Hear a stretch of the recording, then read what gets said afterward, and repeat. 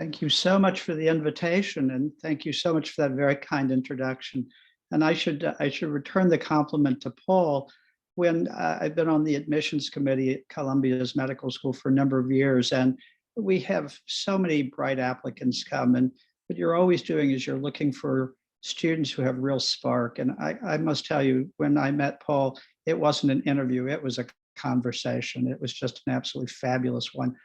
And I'm sure he could have gone to any number of different medical schools. And I was absolutely thrilled that he chose to come to New York and to Columbia. So always, Paul, thank you. So I'm going to tell you about some of the work we're doing currently. Over my career, you probably have heard, I've ranged in types of research I've done. And it's one of the things that you might think about as you think about your own career. Some people come in, like one of my colleagues, and has done vaccine research for the last 35 years. I started out working on very fundamental basic biology, looking at virus neuron interactions, and then moved into the vaccine field.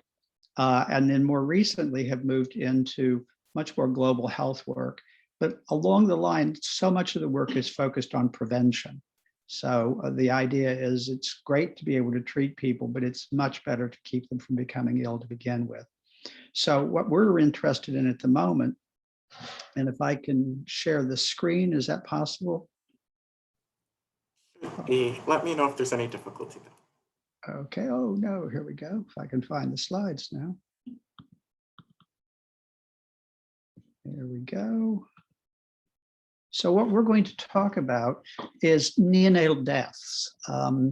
What happens to children early in life that can result in them not having a long and healthy life. And so in medical lectures, perhaps you know, we always begin with a disclosure as to whether anything we say, we might potentially have some stock in the company or something of that nature. And in this case, I have no conflicts to tell you about. So by way of background information, the neonatal period is the first 4 weeks or first month of a child's life. And we refer to babies who were less than a month of age as neonates. It's just the term that's used in medicine. In 2019, so 2 years ago now, there were 140 million babies born in the world. The world's population currently is about 7.8 billion people. So 140 million babies is a pretty reasonable number. Unfortunately, about 1 million of those babies died in the very first 24 hours of life. And I should tell you, in the United States in the same year, there were a little close to 4 million babies born. So if you could imagine 1/4 of all the babies in the United States dying in the first day of life, that's just tragic. It's certainly a tragedy, no matter where it's happening. Within that first 28-day range, the neonatal period, globally, in 2019, there were 2.4 million babies died. And you can see the numbers here. What that comes down to is that there were over 6,000, almost 7,000 every day, and down to 5 babies dying every minute to come up with that kind of a number.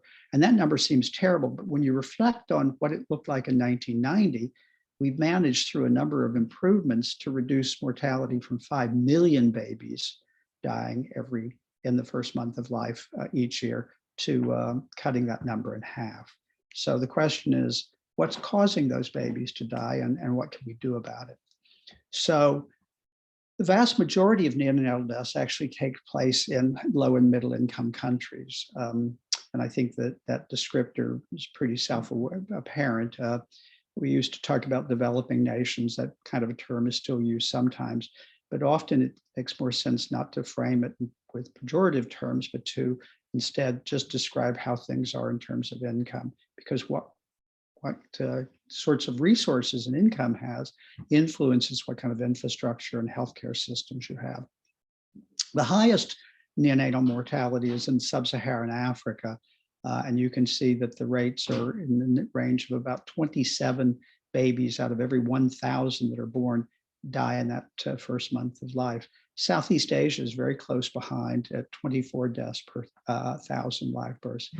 And when you look at the death rate in sub-Saharan Africa or in Southeast Asia, what you see is that there are 10 times more babies dying in those parts of the world than die in high-income countries. So we clearly have a problem that somehow ties back to income and wealth. This just gives you some numbers by country. Now, this is not per population, so they're somewhat misleading. India is one of the most populous, so you might expect there'll be more. Nigeria is the most populous country in Africa, so not a surprise. But to think that you could actually lose 500,000 babies in the first month of life in India, or even 43,000 babies in Afghanistan, is a problem that really requires that we pay attention to it. So the first question is, okay, we have enough data to know that babies are dying. What's causing their deaths? And believe it or not, in so much of the world, especially in low and middle income countries, there's a real paucity, a limited amount of information as to any of a number of things. We just don't have good data on economics. We don't have good data on travel. We don't have good numbers on life and death issues. So the Bill and Melinda Gates Foundation, which is a fabulous organization, created what's called their CHAMP network. And this is one where they wanted to create a surveillance network that would allow them to collect data as to why children were getting sick and why were they dying and where were that happening. And what they really wanted was not to just simply know 2.4 million babies died. They wanted to know why. And so they set up this network, and they're based in a lot of low and middle income countries. And they went about collecting data in those sites as to what the causes of death were. And what they found, and this happens to focus on neonatal deaths, which is what our talk is about today. And you can see all of these different things were shown to be a cause of neonatal deaths. And they had, in this case, 709 babies that died in the first month of life, and they went about characterizing why. Sometimes you can see it was something like there was a problem with the cesarean delivery. Sometimes there were umbilical complications. Sometimes the babies developed meningitis or encephalitis. But the three principal reasons are shown here in this box. The most common reasons is shown here in this figure as well. So perinatal asphyxia, and we'll come back and define these terms in a minute. Neonatal preterm complications, neonatal sepsis, and then babies who are born with birth defects. And that's laid out a little bit, emphasized again here. Prematurity, you probably know, babies usually stay in their mother for 40 weeks. And so a term baby is going to be somewhere in the neighborhood of 39 or 40 weeks of gestation. But babies that are born before that, the younger they're born, the smaller they are, the less likely that they're going to survive into beyond the first month of life. Birth asphyxia has to do with when the baby doesn't breathe at birth. And in most places in the world, in many places in the world, there's not the mechanisms to begin to resuscitate those babies. It's done all the time in high-income countries. But there's been a lot of emphasis about teaching traditional birth assistance, which is a profession, a learned skill set in many parts, in many low and income countries where these women deliver babies in their home. And they've been taught now how to actually resuscitate babies that are not breathing spontaneously. The other problem was one of neonatal sepsis. And this turns out to be what happens is that a pathogen gets into the bloodstream, and that can end up causing death. The reason these got discovered was because if you go to most parts of the world, the notion of doing an autopsy to try to find the cause of death is really very culturally unacceptable. So they developed a technique called percutaneous needle autopsy, where they used a very, very small needle and was able to insert it into the lungs or into the heart and draw out a small amount of fluid, and then be able to analyze that fluid looking for bacteria or viruses. And using that kind of a method, they were able to definitively say what were some of the causes of death due to infection. And then birth defects are another common cause, one that we have much more difficulty doing anything about at this stage. So what the problem is with neonatal infections is principally around premature babies or low birth weight babies. We sometimes refer to these just as small or sick newborn babies. And these babies are more prone to being able to become infected by harmful pathogens, viruses, and bacteria. They can encounter these sometimes before birth, occasionally during the birth process, but more frequently after the babies are born. And these types of infections end up accounting for about 1/5 of the total number of newborn deaths that we're seeing globally. What's particularly important for our studies is that there's now an increasing emphasis on having women go to facilities to have their babies because they're more controlled, they're likely to be cleaner, rather than having home deliveries in places that are far distant from healthcare providers who can provide some services. And so what we're particularly interested in making sure that hospitals are a very safe place and that there's not a risk that the baby may actually acquire the infection because they're in the hospital. So a couple of things for you. I'm sure you already know this intuitively. What we find is that bacteria and viruses, whether it's COVID-19 or whether it's Streptococcus, they're just everywhere. They're on surfaces like floors, counters, hospital beds, doorknobs, any kind of equipment. They're all over cell phones. I'm sorry?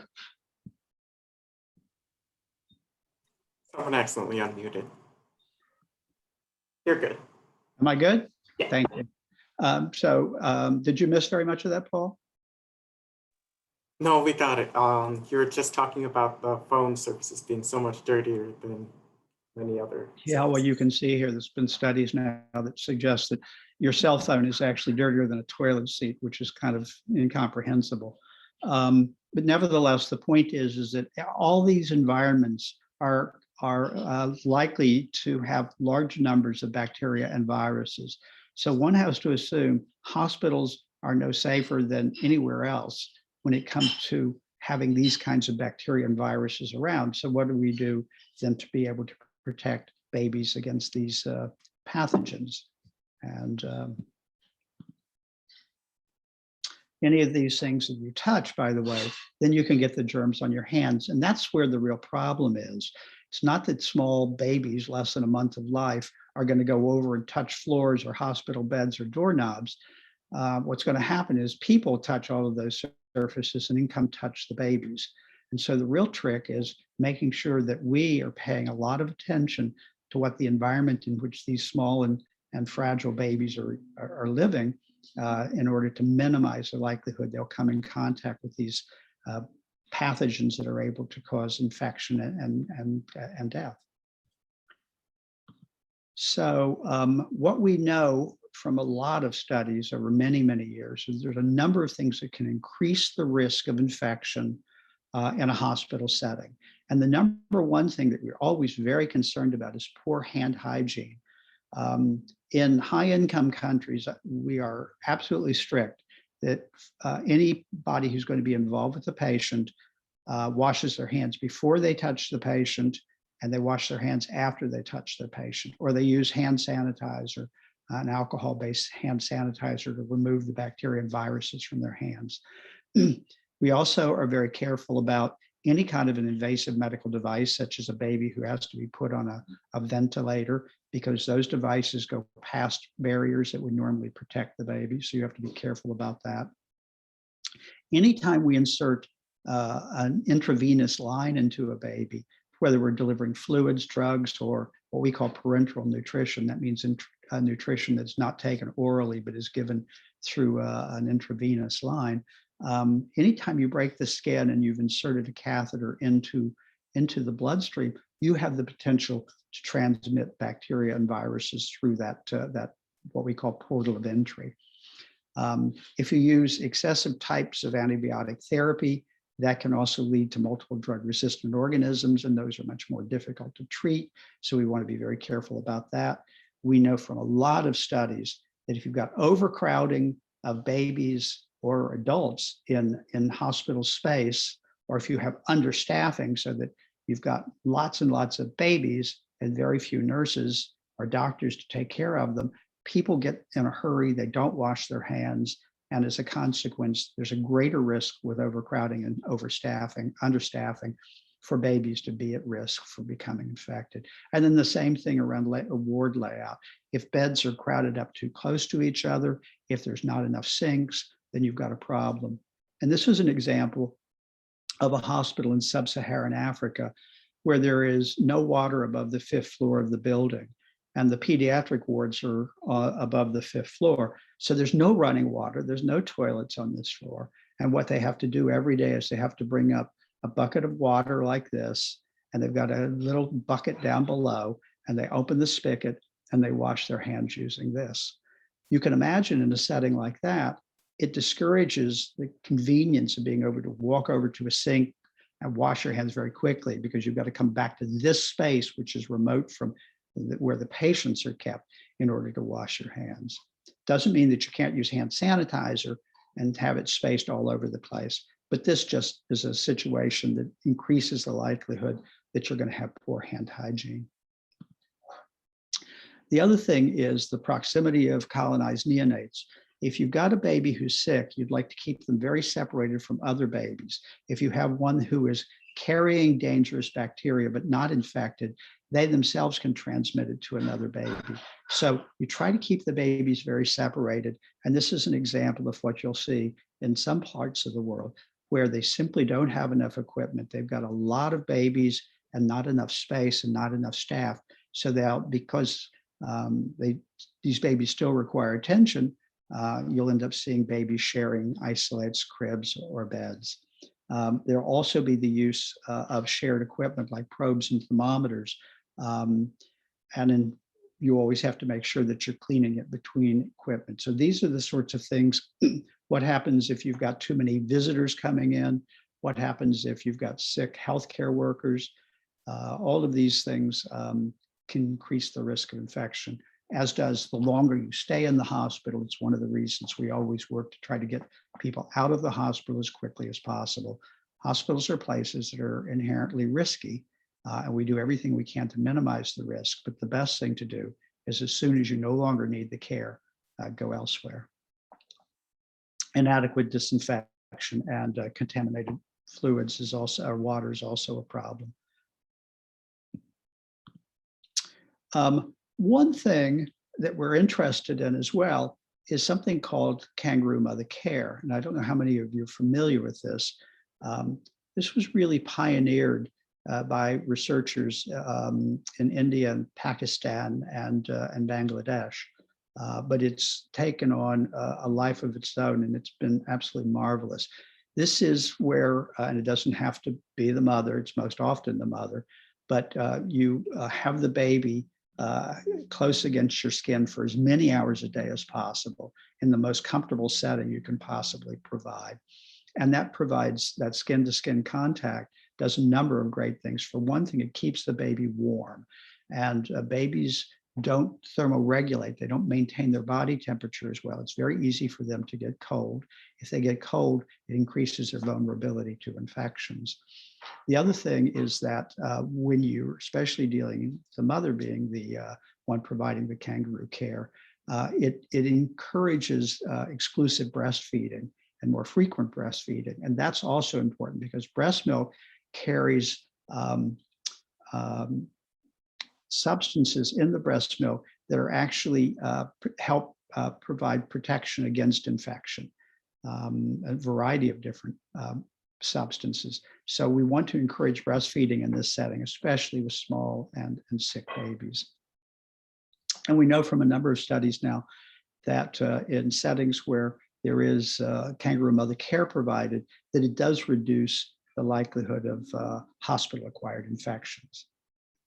So what we did, in conjunction with the Gates Foundation, we had been working, as you heard in the introduction, we've been very interested in how prepared hospitals are, particularly in sub-Saharan Africa, to be able to address pandemics like we're dealing with now, or disasters.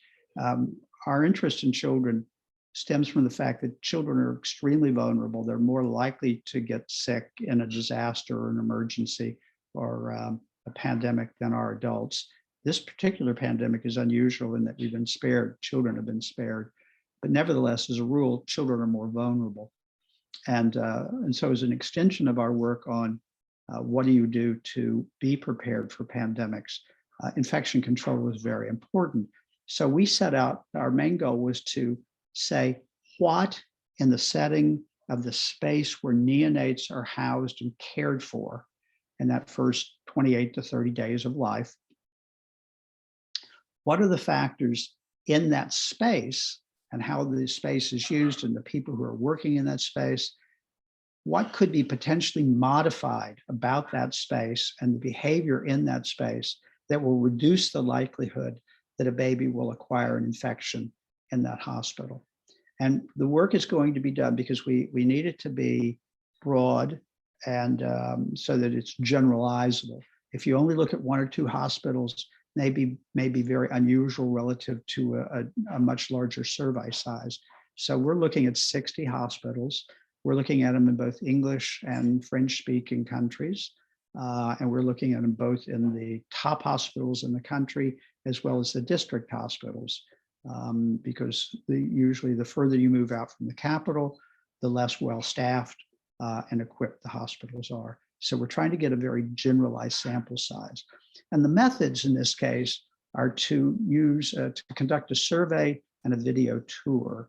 And I'll describe that for you in a minute.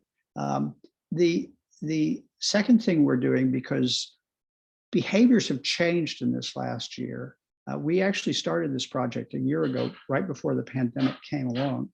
Excuse me. And what we're seeing is that, excuse me, I'm going to pause for a second.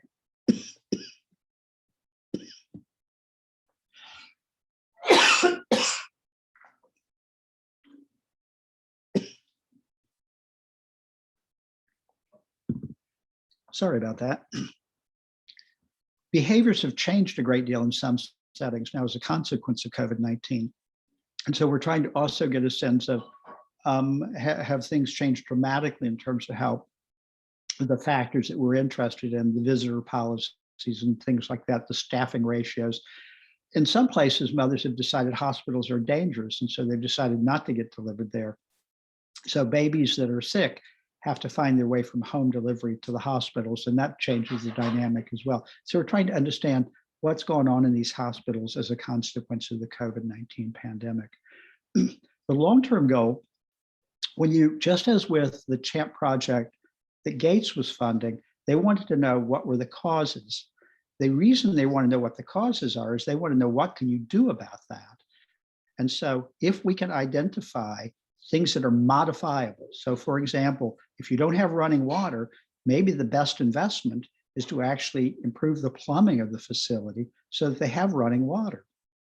And what the Gates Foundation has shown from many years of their funding patterns is that if they can find something where they can spend money that's going to be impactful in terms of reducing disease or death, those are the kinds of investments they're willing to make or partner with other organizations to make them.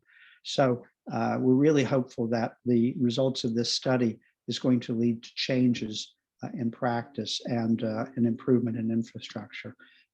So it's a large team. I think that's one of the things that you'll find often in science these days. There are certainly people who continue to labor in a laboratory with a very small group. But as you're dealing with bigger and bigger problems, what you find is you need larger and larger groups of people working together, each of whom brings a skill set that's important to be able to address the problem. And so we have a very large team relative to the budget. The other thing, it's important, especially if you're going to be involved in global health work, to have partners who have a deep understanding of not only the subject matter, in this case, neonatal infections and hospital prevention and control, but you want perspectives from outside your own organization, you're outside your own team, and you want people with expertise in the settings where you're going to be working. So our partners include people from the American Academy of Pediatrics. Janet Patterson, she's a fabulous neonatologist, used to work at the Centers for Disease Control in the United States, then went to work for the Bill and Melinda Gates Foundation, and then more recently left, and she's now the vice president for global health at the American Academy of Pediatrics. She's the person who pioneered encouraged the Gates Foundation to get involved in mother kangaroo care. So she really understands that area. Julia Johnson is another pediatric infectious disease specialist working at Johns Hopkins University. She's got a very similar interest, but while our interest is in sub-Saharan Africa, hers is in India. Barbara Mohan is another infectious disease expert, as is Padmini Shrika Thai. I said that terribly, I apologize. But Mini is an obstetrician gynecologist. And then Nicole Benson, Masters of Public Health. And I should emphasize in this, as you're thinking about your own career, you don't have to have an MD or a PhD to be involved in research like this. We've got people on our team who have Masters in Public Health degrees or bachelor's degrees in other areas that are relevant. So one can have an impact on human health and on global health with a variety of different backgrounds and training. But we also have 5 African colleagues that we've worked with on other projects that you see listed here, who are all pediatricians with various levels of experience, but are working in low and middle income countries who've advised us on other projects in the past, and they're important partners. So the study that we designed, this Pan-American study, a Pan-African study, is going to look at what we call 8 infection prevention and control domains. We're going to be looking at what are the clinical facilities, are they crowded, what do they look like, what's the census? Census, speaking of, are they running, if they're capable of having 100 babies a day, or if they have 50 babies, or are they at 150 babies? So what's the usual census? We want to know what the visitor policy is, because visitors are people who come in, they can be sick, and they may be handling babies. How many visitors do you like? The younger the visitor, especially younger children, are more likely to be carrying infectious diseases and be able to transmit.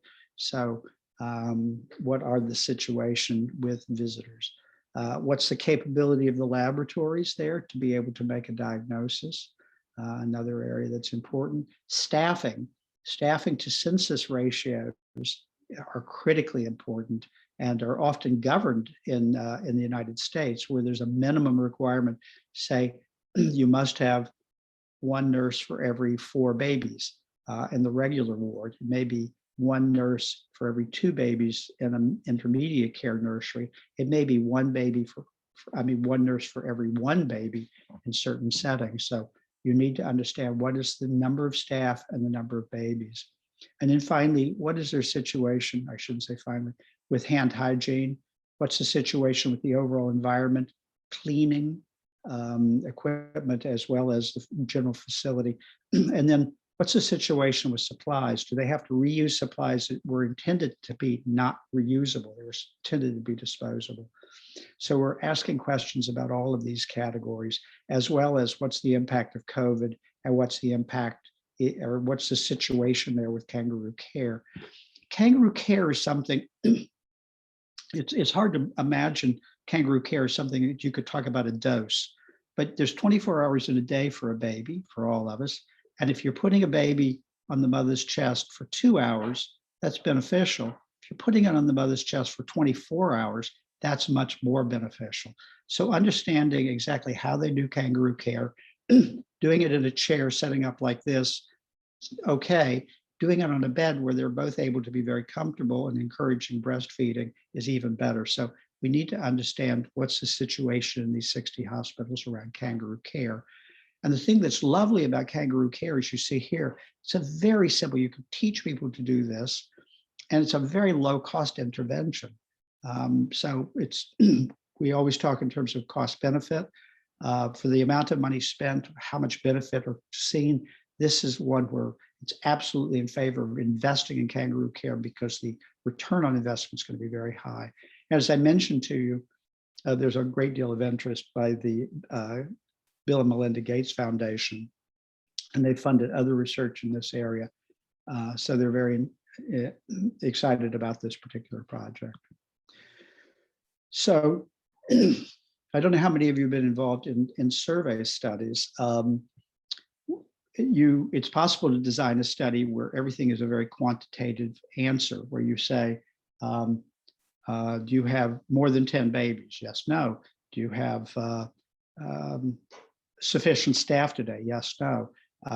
You don't always capture the complete picture of an institution or facility if you always go with very closed questions. So we prefer to start with open-ended questions such as, can you describe where the small and sick babies are cared for in your facilities? So we get a general view. They may say, well, for babies that are inborn, we keep them in one space, and babies who are transferred in from another hospital or from home get put in a different place. So that's very different than saying we put all the babies in one space. And it's easier to have them describe it than us to try to come up with closed answer questions that are going to capture that kind of information.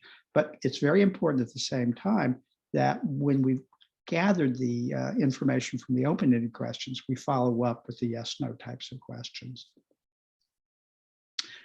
We're going to be using what's called a point prevalence strategy, where we're asking about, tell me about today, as opposed to in general. When you ask people in general, you find that the answers are not nearly as reliable as them being able to say, today we've got 50 babies in our unit.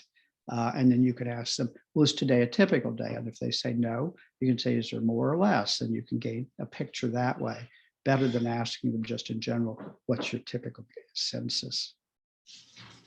And so this is just an example of the kinds of questions that we're asking around visitor policies. Again, an open-ended question followed by a series of yes/no questions, followed by more open-ended questions. And what we do in this setting is to actually ask, they've seen the survey, and we ask them these questions in an interview process where two people are recording the answers, and even the conversation is being recorded, much as this presentation is, so you can go back and double check the answers that you've got. So in conjunction with that, just because you filled out a survey doesn't give you a sense of what the environment actually is like. I showed you that picture of the hand washing station. There was no way in a survey to capture that kind of a space and that kind of an approach to hand washing. You saw the 3 babies in the crib. You could ask them, is there crib sharing? And we will be asking that. But it's better if you can get some sense of it yourself. So what we're going to be doing, in the past, what we would do is we would actually go visit these hospitals in person. That's not realistic at this point. So we're taking advantage of the kind of technology that we're using for this conference, because in the past, Paul has conducted this live I think in Boston. Realizing that you can't do that at this point, we're going to be doing this all virtual with a video tour. And what we do is have the person who is answering our questions walk around with their cell phone and show us different areas. And you can see the domains. We're looking for crib spacing. How close are the babies being kept to each other? What's the clutter situation? Where you've got clutter, there's an increased likelihood that there's issues around cleanliness. Are there lots of visitors around? If there's a lot of people moving around, that's distracting to staff and increases the likelihood that hand washing will not occur. What's the situation around kangaroo care? What's the issue with regard to hand hygiene, access to waste disposal? And are there screens on the windows? What's the ventilation system or picture look like? So, and in this case, we'll probably be doing it by WhatsApp. And I'm sure all of you are probably familiar with this. It's certainly universal across sub-Saharan Africa and much of the rest of the world. The only challenge is making sure that there's sufficient bandwidth to be able to do the video aspect of it. Although there are a number of other apps that are out there now. And in fact, we found our colleagues in one site told us they much prefer Zoom these days to WhatsApp, which is we're capable of using any of these sorts of modalities. So the analytic plan is really very simple. This is not one that's complicated. We're going to be scoring for keywords. We're going to be looking for, we'll be analyzing by using descriptive statistics. So what are the proportions, means, and medians? We're really looking for recurring patterns, and that's going to be important for investments. If you find that most places could benefit from expanded kangaroo care programs, then maybe most of the investment goes into space and beds and training of staff to help with kangaroo care. So really, what are the recurring patterns that we're seeing? Currently, we have 38 questions. The survey takes about 45 minutes, and the tour we estimate about 15. We've recently finished a study of 24 hospitals in sub-Saharan Africa looking at everything that had to do with any age child across all domains. The survey actually was 103 pages long, not questions long, and took pretty much a couple of days to fill out. This was intended specifically to focus on one particular domain, one particular problem, and it's one of the reasons that we think it's going to be much easier to recruit sites, because it's not an onerous kind of research project for people to participate, sites to participate in. So I'm going to end with this photo of a bunch of friends and colleagues. We've been working for a long time in Uganda, and this was one of the many conferences we put on there. So I want to thank you and thank my friends and collaborators around the world. And I'll stop now and take any questions. Really a poignant presentation about high prevalence of infant mortality, really thinking about the systems around us and how important they are in a healthcare context, and how we can try and understand that and still conduct the studies in a virtual context. So thank you so much, Dr. Stanberry. So I encourage all of you, if you have any questions to ask, please ask them. They could be specifically about the presentation, it might be about Dr. Stanberry's career or his bio. You could unmute to ask, use the raise hand function, or put the question in the chat. I see Sarah. I have two questions. So the first question is, like, for like the statistics on like the newborns and stuff, do you also look at like stillborns and like infants that are like born, not like fetuses that have died, or do you only look at like ones that have been born alive? So it's a great question. The large SHAMP study that the Bill and Melinda Gates Foundation has funded is looking at babies who can die during delivery. So they're not so interested in, so that would be a stillborn. If it's extremely premature, generally that's not going to be counted. In our studies, the babies have to be alive for at least the first 12 hours in order to participate in the study. But it's a great question. Awesome, thank you. And then my second question is, so like once you figure out this data, because I know I was looking like in my research for the case study, I found like an article how saying like access to water and how that correlates to hand hygiene with mothers and infants at home. Will you use that data and then like share it to other organizations who could work like outside the hospital environment to ensure that after like as the infant grows and stuff, or is this strictly like for hospitals? So our work is specifically for hospitals, but there's a great deal of interest in exactly that.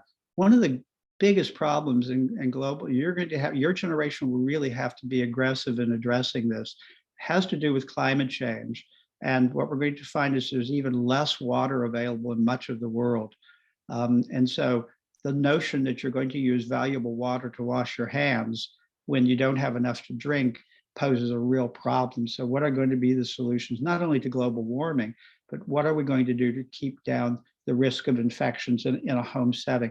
My guess is it'll be some other sort of hand sanitizer to the extent that people can afford that. Yeah, great. Wonderful questions and wonderful response to Dr. Stanberry. Next, we have Michael. Hi, you talked a lot about the importance of a clean environment. Do you know how much money is needed to achieve that environment? And do you also know how much money low-income facilities have to work with? Yeah, no, it's a great question. Yes, we do actually know, well, we know how much is spent on healthcare in each of those countries. And it's a very small amount of money. I mean, if you get to some countries, Somalia, for example, which is a dysfunctional country, the investment in healthcare each year by the government runs to something less than $100 a person, well under $100 a person. In the United States, it's in the thousands of dollars per person. And so, you know, wealthy nations just have way more money to invest. Some of these are fairly inexpensive fixes. Some of them are more developing practices. We talk in the United States about policies.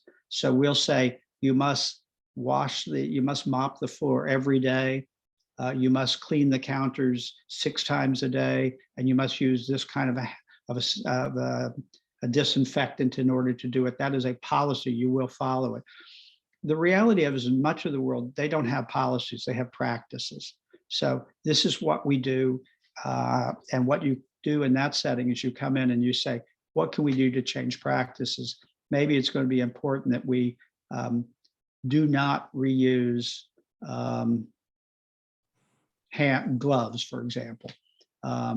Maybe gloves are a bad example, but what we see is that what one has to do is to look to where there's the greatest opportunity to change practices in a way that's doesn't add a lot of economic burden to the system, because if it adds too much economic burden, it's just not going to happen.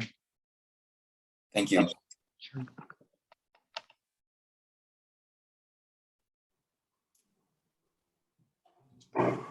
Next, we have in the chat, have there been any studies regarding the effect of kangaroo care on the mental health of the parents? Ooh, great question.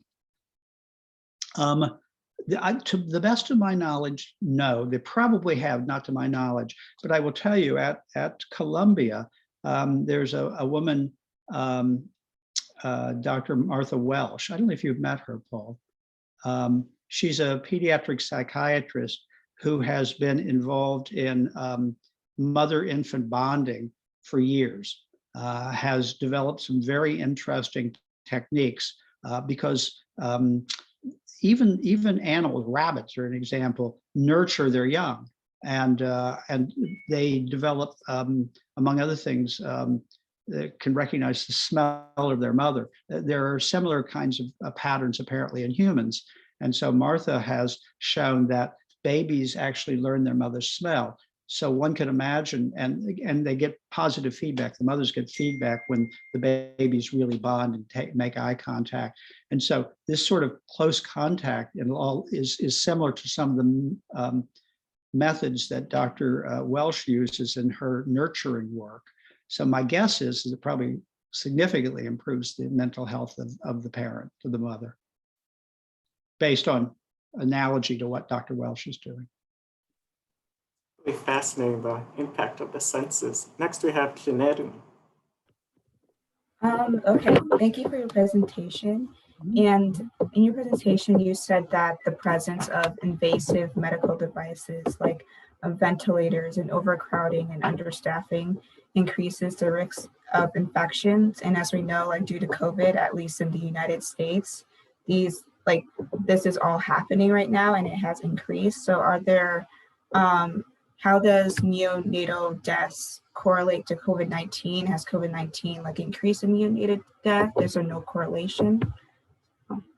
Certainly in the United States, we've not seen any change.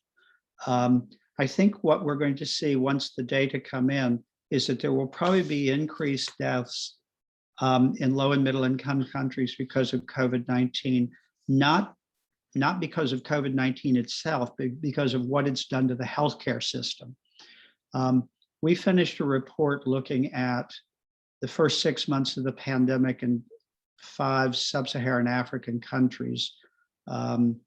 Ethiopia, Egypt, Kenya, Nigeria, and South Africa.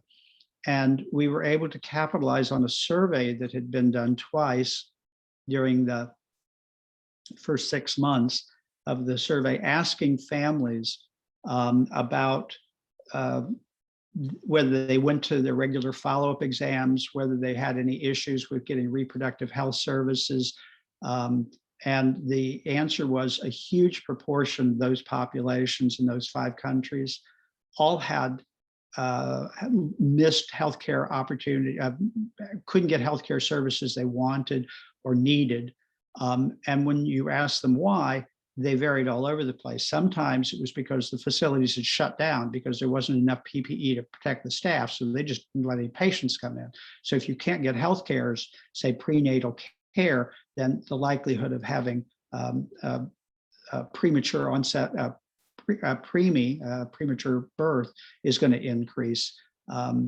If you aren't able to be, it was interesting, all the different reasons. I mean, sometimes they couldn't afford the care because they were no longer employed and the services were not provided free. So what you're seeing is the COVID disrupted a lot of low-income countries, middle-income countries substantially in ways that you don't think of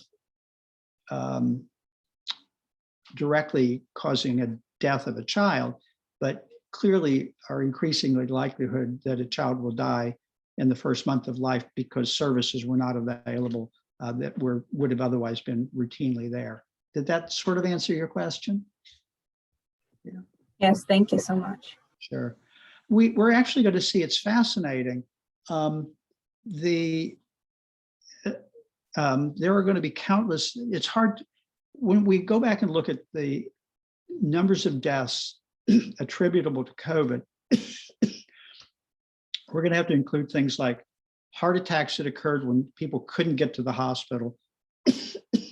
We're already seeing reports of much more aggressive cancer that should have been treated starting a year ago, but people didn't go in because they were afraid to go to the doctor. And now the cancer is very advanced, so that's probably going to result in death. You get the idea. And in Africa, what we saw, as I told you, a lot of places were encouraging people, go have your babies in our health facilities. They're clean and they're modern, and they were afraid they would get COVID, so they're not going into those places. Those places help reduce maternal mortality and infant mortality. And if people don't use them, infant and maternal mortality is going to go up. So it's not going to be just the millions of deaths due to directly attributable to COVID. It'll be millions of other deaths because you didn't get your TB medication, because you didn't get your malaria medication, because you didn't get your HIV medication. So it's showing up all of the vulnerabilities of our health infrastructure. These are really great questions, and thank you for highlighting the unintended consequences of COVID and all that expanded lack of resources. Next, we have Megan. Thanks so much for your presentation. How do you ensure cultural competency when working as an outsider in a country? Yeah, no, it's a great question. It's not even competency. It's really more being aware you're an outsider. I'm always a little concerned. We used to talk about cultural fluency rather than competency. I realize it's all semantics, but I don't know how you ever really become competent in a culture that's not the one you grew up in. I think it's one of being sensitive. It's one of having partners that you've been very honest with about your motivations, who feel comfortable with you. I mean, I wouldn't do this ever. We go out of our way to say to people, are we doing something wrong? You have to tell us if we're doing something wrong. So always having humility and realizing you're a guest there. It's we also don't ever do this unless people say to us, for example, we were working in Lesotho, a very tiny little country. I think it's maybe the 3rd smallest country in the world. Fascinating country. Got no malaria because it's one of 2 places you can ski in Africa. We were working there. We said, and same thing with Uganda. What can we help you with? What do you want? And believe it or not, in Uganda, they said, we want help with adolescent medicine. We went, wow, really? Why? And they said, well, at the age of 12, every child goes into the adult hospital and they're not adults. And that's true across all of Africa. There's no adolescent medicine. So we helped them with that. So I think the question about the cultural sensitivity and humility, you cannot come in and presume that you know what they need. You come in and work with them as partners as to what they need. In this case, we were told by a number of our African colleagues the project was one that they thought was really important. That's why they agreed to partner with us. Great question, Megan. Thank you. And next we have Amia. Hello, thank you so much for your presentation. My question would be like, outside of the hospital, what would you recommend be the course of action to spread the information of like washing hands and kangaroo care to those rural areas? And then if you could, a follow-up with that is, if you do touch on community health workers, what's your response to like how people say it's financially like very costly and things like that? Thank you. Oh, thanks. No, well, you got several questions in there and they're all great ones. The each county usually has a system in place to help advise mothers at the time of delivery around what's beneficial. And you'll see most places will provide some information about that. If that's not being provided in the hospitals in rural areas, it should be. And so they should be encouraged to do that. I don't know that it's a requirement, but we certainly counsel all mothers on this at our hospital. The community health workers are fabulous. I mean, talk about a low cost impact. Real quick, let me tell you about WIN for asthma, because it kind of illustrates it. We've got a huge problem with asthma. It's a worldwide problem. It's a particular big problem in New York. And what we were seeing was there were children who were poorly managed. They would come back often to the hospital. They would miss a lot of school. They were just sick. And so we created this year-long program on asthma prevention. And we hired some community health workers, people who were from the community who spoke the language fluently. These were their neighbors. And the children and parents had to come to these courses about how to manage better the asthma.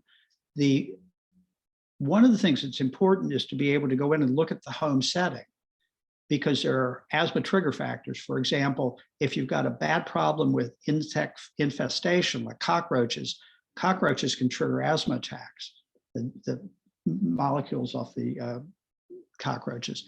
And so, believe it or not, we've got lawyers that we work with, pro bono lawyers, that if we know they've got an infestation problem, we can go after the landlord to get them to deal with the bugs.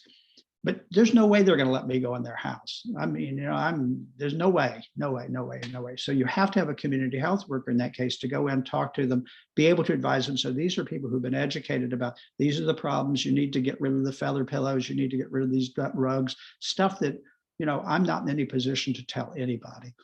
The children and families who complete those studies have a dramatic reduction in school absenteeism and returning to the emergency room for asthma care. And that program would not have been successful without community health workers. They're absolutely worth their weight in gold. Fabulous. Thank you.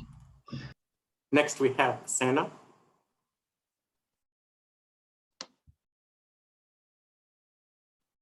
Hi, thank you so much for the brilliant presentation. And I was wondering if there were any cultural influences in sub-Saharan Africa and other developing countries that may affect the rate of neonatal mortalities.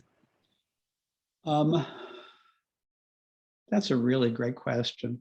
There are policies that occur in different countries. In Uganda, for example, they do have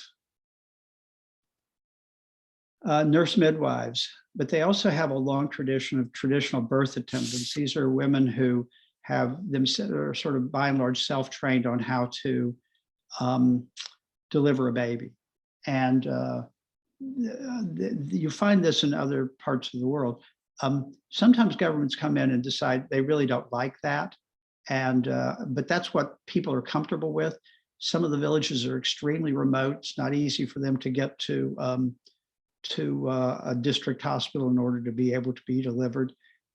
So if you're going to drive down maternal mortality, the strategy that some places have taken is to try to provide additional training to birth, get them to register and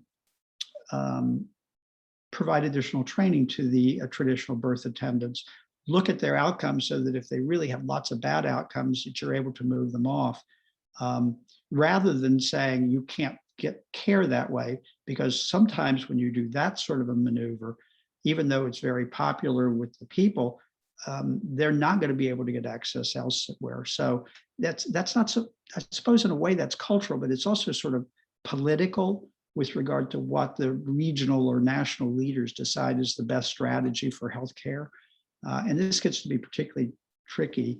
But I'd say that's just one example of where you can see changes that are implemented that aren't always beneficial.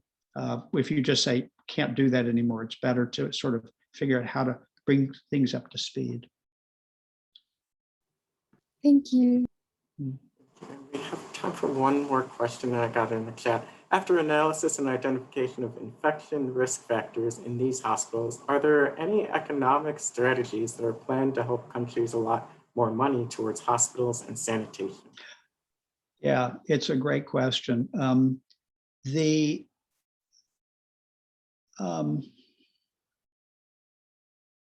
of the things that countries respond to is evidence that there is an economic benefit to them as a consequence of the investment.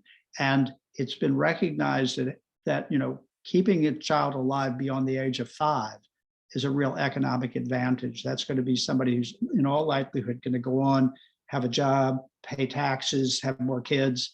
And so what one wants to do is, once one shows that there's a problem, neonatal deaths, and that the problem may be attributable to infections in the hospital, and that the infections are the consequence of poor infection control measures, if you can identify the cost of the infection control measures, you can sometimes get the countries to then say, sure, we're willing to invest an extra $20 per baby born in order to improve the likelihood of that baby surviving to adulthood. So it's the usual thing. Just because it's the right thing to do doesn't mean it's going to happen. It's really, you've got to make the argument. Same thing happens with vaccines. You have to actually show them that a vaccine that costs $1 is going to return, not just save you $1, can't just save you $1, actually saves you $10. So there are epidemiologic studies that are designed to be able to do that kind of thing. Same thing with the infection control question. It's a great question. Thank you so much, Dr. Stanberry, and thank you so much, everyone, for insightful and such intelligent questions. So impressed. We're so glad to have you here. And please, I know we can't really just have a clap, but at least there's a Zoom emoji, or just clap in your rooms.